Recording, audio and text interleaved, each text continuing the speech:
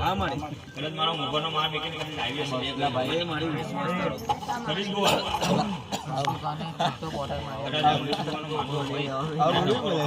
હા મારી બે ઘડી રમવા આવ્યો હોય બે ગામ બોલીને ના જાણ દીકરા મને ઢોકનું દેખાશે બાપો અવિનાશ માં નહીં દીકરા પછી કદાચ આવતા વર્ષના જો 10 દિવસ તમે ભરૂચમાં ના કરો તો 2 લાખનો ખોટ આવી જાય દીકરા મામા જય જય તારી મારી સત વચન